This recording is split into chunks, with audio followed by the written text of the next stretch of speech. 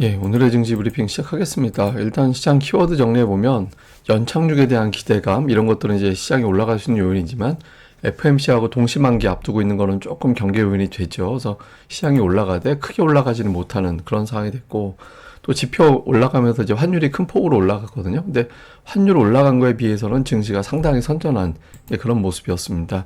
그리고 이제 외국인 투자자들이 장중에 매도 우위를 조금 매도 우위였다가 막판에 수출주, 그러니까 전차 군단 매수하면서 결과적으로 이제 소폭 순매수로 바뀌는 그런 모습을 보였고, 오늘 셀트리온과 로봇주들이 올라가고 또 초낙폭주들이 올라가면서 코스닥 같은 경우는 이제 장중 내내 플러스권을 유지할 수 있는 그런 흐름을 만들어 준 것 같습니다. 일단 증시는 퐁당퐁당은 끝났어요. 11월 말부터 이제 이어졌던 하루 오르고 하루 빠지는 게 끝나고 이틀 연속 올라가는 그런 모습을 보였거든요. 그리고 오늘 또 중요했던 게 121선. 코스피가 이제 지난번에 121선에서 돌파되고, 그 다음에 바로 빠지면서 이제 밀려 내려왔는데, 지난주 금요일에 이제 121선에서 걸려서 끝나고, 오늘 121선 위로 끝났잖아요. 그러니까 121선은 6개월 선이죠. 6개월 선은 그동안에 6개월 동안 시장을 눌렀던 구간, 저항을 돌파하느냐, 안 하느냐, 이거를 우리가 보는 건데, 일단 이제 돌파 시도는 했습니다. 근데 이번 주에 워낙 이벤트들이 많아서 안착할지 여부까지는 모르죠. 근데 어쨌든 퐁당퐁당 끝나고 중요한 저항대를 돌파했다라는 점은 나름은 이제 의미는 있었다. 그러면 이제 어떤 재료들 때문에 그랬나 보면 재료들이 대부분 이렇게 상쇄시켜주는 그런 재료들이 많았어요. 그러니까 고용지표 잘 나와서 이러면 또 물가가 자극되고 금리가 또 올라가지 않을까 이런 걱정이 있었는데, 기대 인플레이션이 뚝 떨어지면서 이렇게 되면 인플레이션이 진정이 되고 임금 하락은 완만하고 실질 소득 증가되니까 이게 경기 연착륙이다, 이렇게 해석이 되는 거잖아요. 그러니까 이제 지표를 좀 상쇄시켜주는 그런 흐름이 나왔고, 중국의 어떤 물가 지표도 중국의 CPI가 예상보다 낮게 나오면서 중국발 이제 좀 디플레이션 걱정이 좀 있었거든요. 그래서 환율도 급등하고 막 이제 중국 증시도 이제 급락하고 막 또 홍콩 증시는 되게 많이 빠졌었잖아요. 이것도 우리 증시에도 장중에 좀 영향을 줬는데, 다만 이제 시간이 또 지나가면서 중국 증시가 오후 들어서 상승으로 돌아섰어요. 지수 자체가 또 돌아서면서 중국발 우려도 또 진정이 되고, 이게 이제 막판에 또 지수 상승하는데 또 일부 영향을 줬죠. 그래서 나쁜 거 나오면 상쇄시켜주는 거, 이거 나오면서 그렇게 빠지지도 않고 그렇게 이제 그렇다고 크게 올라가지도 않는, 조금 올라갈 수 있는 그런 환경을 또 만들어준 것 같습니다. 그리고 이제 FMC 앞두고 있는 상태인데, 일단 걱정이 더 많긴 합니다. 왜냐하면 그동안에 금리 인하에 대한 기대를 워낙 많이 갖고 있었기 때문에, 또 이번에도 또 이제 그 기대값이 무산되지 않을까. 예를 들면 JP모건에서는 그 파월은 인하 관련해서 언급하지 않을 거다, 추가 긴축할 거냐 또는 보류할 거냐, 그러니까 계속 동결로만 갈 거냐, 이 두 가지만 생각할 거다라고 전망을 했고요. 마이클 피어스라는 분석가는, 학자죠, 이 사람은 매파적으로 해석될 FMC다 이번에는. 그래서 기대 인플레이션을 자극하지 않으려 할 거기 때문에 인하에 대한 기대감이 쉽지는 않을 거다, 이 현실이 되기는, 이런 주장을 했습니다. 근데 연준 점도표 보면 9월 점도표 때 5.5에서 5.75로 연말을 맞이할 거다, 이렇게 이제 마무리될 거다, 이런 전망을 했는데 실제로는 그거보다 한 단계 아래로 가 있잖아요. 그러니까 지금 투자자들의 전망은 올해 금리보다 한 세네 단계 아래 내년도에 내릴 걸로 예상을 하고 있거든요.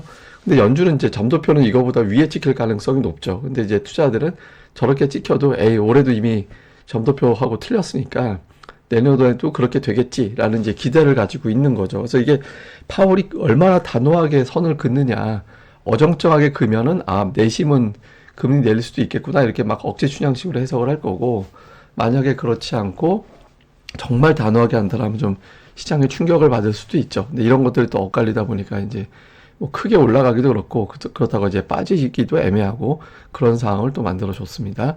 주요 뉴스들 정리해 보면 오늘 셀트리온 그룹주들이 되게 강했는데, 뉴질랜드에서 이제 보조급 지급 대상이 됐다, 이런 보도가 나면서 올라갔고, 또 장중에 이제 보령이 또 강세를 보이면서 또 주가가 올라갔잖아요. 그래서 제약주들이 선별적으로 되게 강세를 보이는 그런 모습을 좀 보였고요. 그리고 이제 비트코인이 좀 주춤하고 있다라는 점, 이거는 이제 여러 가지 의미가 있죠. 오늘 단지 관련된 종목들이 밀렸다, 이런 측면도 있지만, 최근에 비트코인이라든가 이런 가상화폐 쪽으로 자금이 몰려가면서 국내 증시의 어떤 수급이 조금 비는 그런 현상을 초래했다, 이런 주장들도 있거든요. 그래서 비트코인이 너무 빠지면 그것도 문제가 되지만 너무 저쪽에 또 자금이 쏠리면 그것도 또 부담이 되기 때문에 이 부분을 좀 주목을 해봐야 됩니다. 근데 제가 이제 지난주에 말씀드렸듯이 이 포지션이 비트코인 5만 달러에 되게 집중되어 있거든요. 그래서 그 부근이 일종의 강한 저항의 역으로 될 수도 있기 때문에 그 근처 갈수록 좀 묵직해질 가능성은 있다. 이렇게 이제 말씀은 드리긴 했었죠. 근데 일단 어쨌든 뭐 요 추이는 이제 계속해서 좀 주목을 해봐야 될 것 같습니다. 그 다음에 이제 또 하나 주목해 볼 만한 게 삼성전자가 이제 미래 사업 기획단에 이어서 신사업 개발 컨트롤 타워도 신설한다라고 하는데 세상에 없는 사업 뭐 이런 걸 갖다 추진한다라고 하거든요. 삼성이 뭔가 자꾸 투자를 한다는 얘기잖아요. 그래서 그런 측면에서 오늘 뭐 여러 가지 재료들이 겹치면서 제약바이오, 그 다음에 로봇주 이런 것들이 좀 올라간 측면도 있거든요. 그래서 이 삼성전자 관련된 뉴스하고 엮이는 종목군들도 시장에서는 계속해서 좀 주목을 받은 그런 양상이었던 것 같습니다. 특징주로는 이제 셀트리온이 오늘 강하게 올라가면서 이제 4분기 최고점 돌파를 했는데 이것도 잘 보면 초낙폭주들. 그러니까 제가 이제 뭐 GS건설이라든가 이제 그 다음에 인터넷주들, 네이버, 카카오 이런 종목군들이 초낙폭주로 올라가는 그런 시도가 있었다라는 말씀을 드렸었잖아요. 근데 셀트리온이 그런 측면도 좀 있었거든요.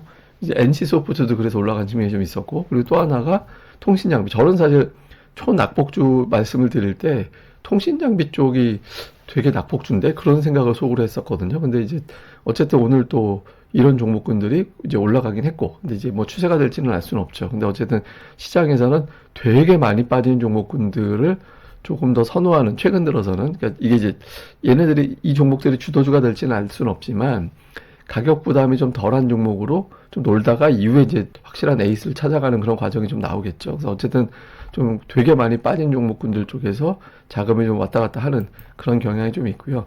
반면에 이제 코인 가격 눌림이라든가 이런 것들이 겹치면서 일부 게임주들 같은 경우는 또 이제 밀리는 그런 모습을 보였습니다. 근데 이게 약간 이제 두 손 들고 벌새는 듯한 차트가 나왔죠. 요 세 개만 놓고 보면. 근데 이게 이제 끝난 건지 아니면 이제 이체 상승 나올지 이것도 이제 시장의 어떤 순환매가 지금 계속 돌고 있는 상태라서 오늘 다시 돌고 돌아 다시 로봇으로 됐잖아요.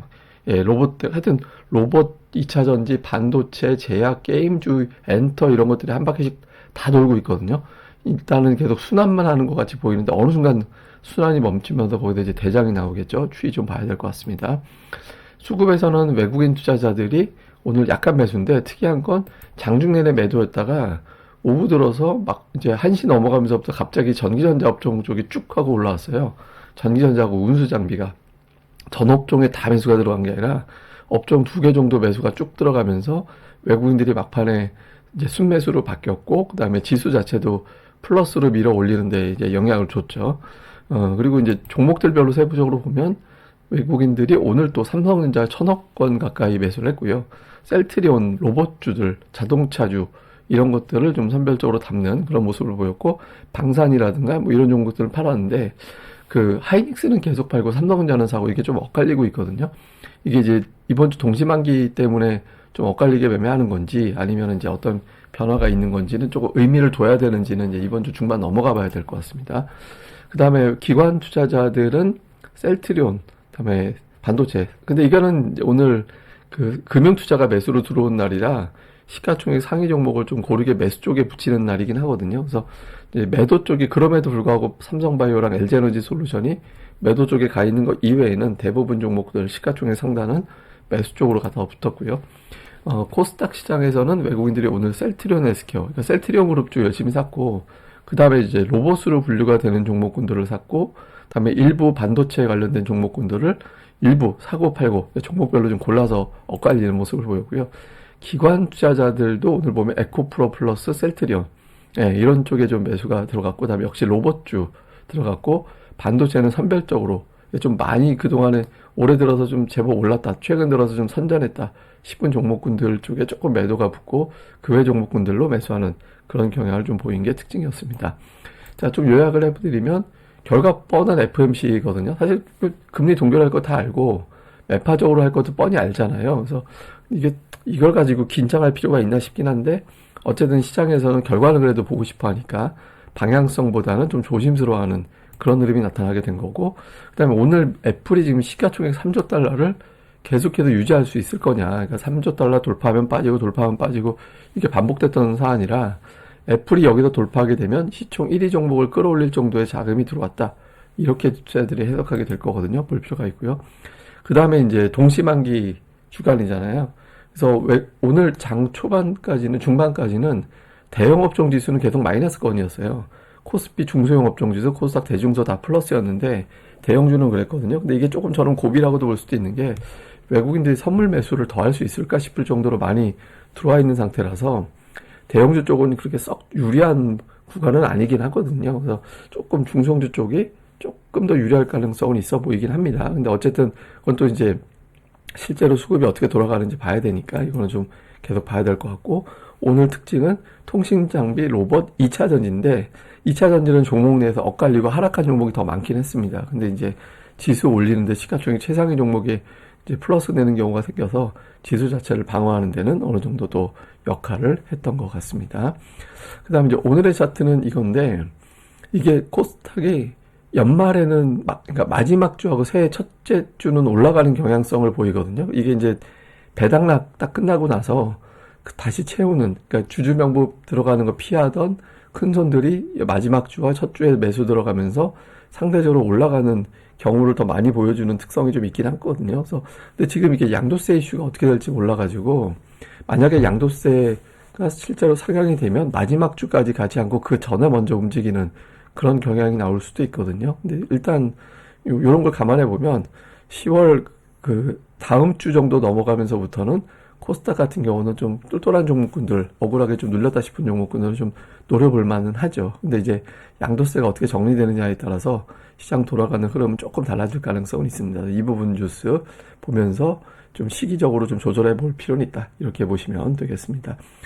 예, 그럼 또 오늘 하루 또 잘 보내시고요. 저는 또 다음에 뵙도록 하겠습니다. 이 방송 구독하기, 좋아요 부탁드리고요. 그리고 아침에 모닝 브리핑도 제가 올리고 있으니까 시간 되시는 분들은 모닝 브리핑 방송도 많이 시청 부탁드리겠습니다. 감사합니다.